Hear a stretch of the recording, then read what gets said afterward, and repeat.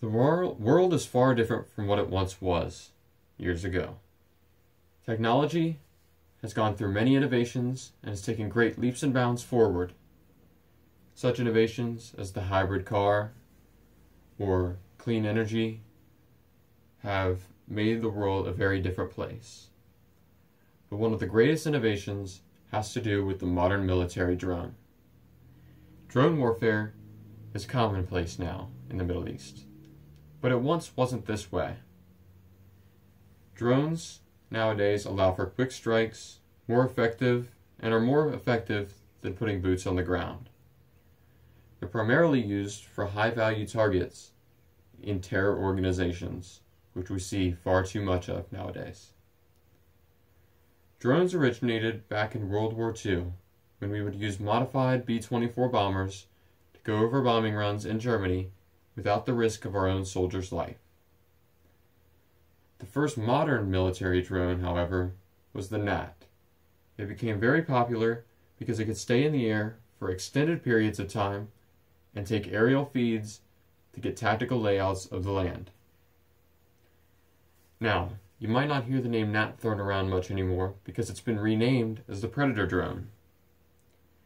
In 2001, however, this surveillance drone was then transferred for military use because they began to test it with missiles. These didn't always work, but in 2001, after the World Trade Center attack on September 11th, we began escalating these tests and perfecting the technology to where we could use it for military strikes.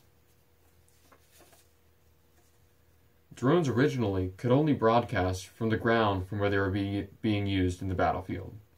This put drone pilots at great risk and did not allow them the safety and the freedom that they needed to strike. But now, we have live video feeds and wireless hookups to these drones that allow us to stay hundreds of thousands of miles away in our own safe military bases and strike overseas.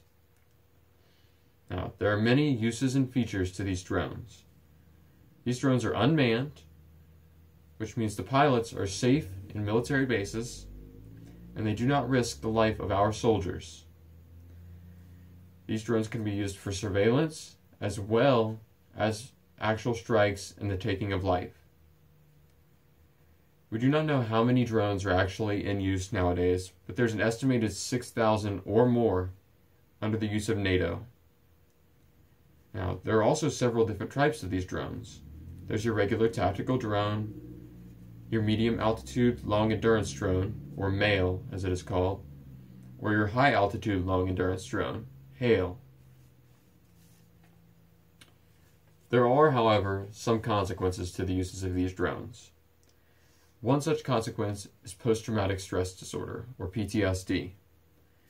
Now you might be asking, how can this be caused? Because the pilots are not in actual combat. But there have been many civilian casualties due to these drones. And that is because the pilots have made mistakes and are not always as accurate as they would like to be. There's also the potential for accidentally friendly fire. You see something on the screen, believing it is an enemy, but in turn you accidentally kill your own soldiers and damage your own military. This could weigh heavily on a person. And not only are you taking soldiers' lives that you may see these soldiers every day, but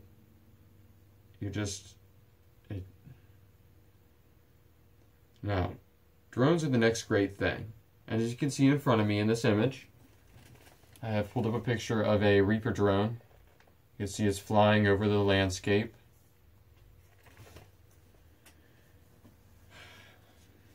Even by the year 2020, drones could be the main body of our Air Force.